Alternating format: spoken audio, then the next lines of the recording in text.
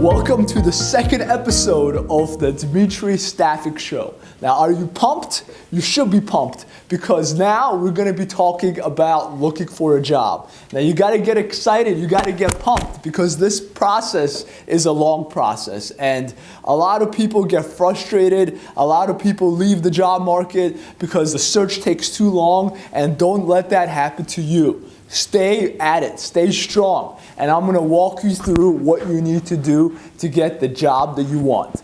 Now let's talk about it. So the first thing you need to do is obviously apply for a job. So where do you apply? In the modern age, there's too many places to apply, but you still gotta do it. You gotta apply on Monster, you gotta apply on Dice, you gotta apply on LinkedIn, Career Builder, Indeed.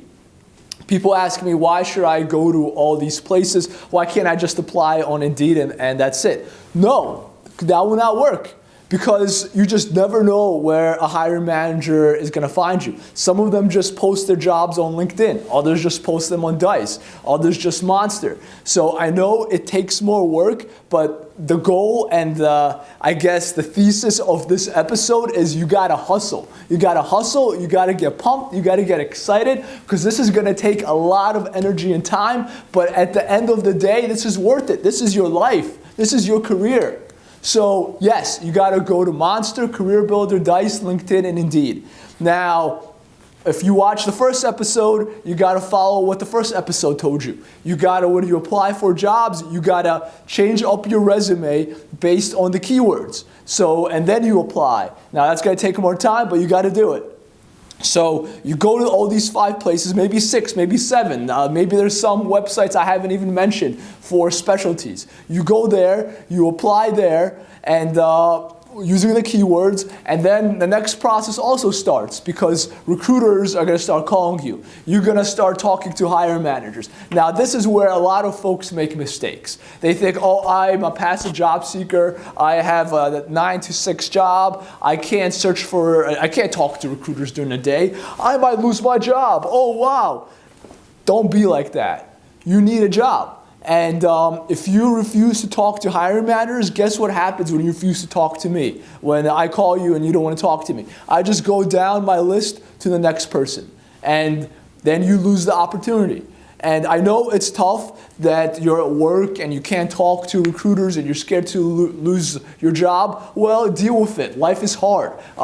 Make time between 11 and 12. Make time between 12 and 1. Like everyone's life is hard. If you want this, you better fight for it. If you want, and I don't believe in a once-in-a-lifetime opportunity, but I do believe you got to fight for what you want. If you want that job, you'll make the time. You'll tell Carol that you have a doctor's appointment and you leave for half an hour or an hour to do the interview or the phone interview.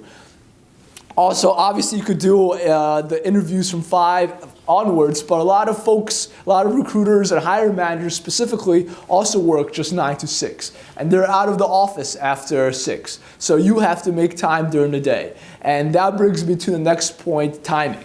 Now, a lot of people don't really want to talk about this. They think that, oh, if a recruiter finds me, they love me. They tell you, and I'll be honest, I tell all my candidates that I love them.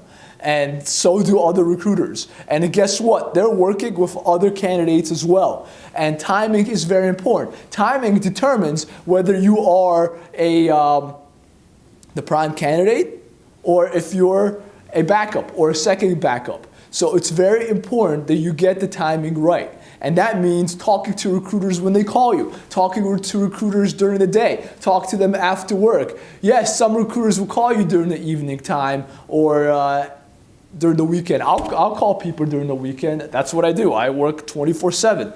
Some recruiters are not like that, but I call people during the weekend. But don't expect recruiters to call you during the weekend. This is your job and you should want it.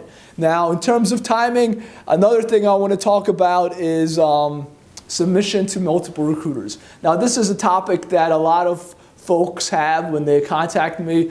Oh, I got contacted by 3 recruiters for the same job. What do I do? Well, okay, if you got contacted by the first recruiter, submit your resume. But if you get submitted twice or 3 times, I'll be honest, sometimes it will hurt your chances of getting the job. Why? Because recruiters and hiring managers sign a contract, and they have to pay the recruiter a fee, a commission, for finding that person. And they don't want to pay multiple recruiters. So if you got submitted twice, some of them will just delist you because they don't want to pay 2 recruiters for the same job. So that's bad. Plus it wastes your time. So if you realize it's the same job, you should stop and move on. There's plenty of other jobs. And that concludes our episode 2 for the Dmitry Staffing Show. Stay tuned for episode 3 and hustle out there. Get that job.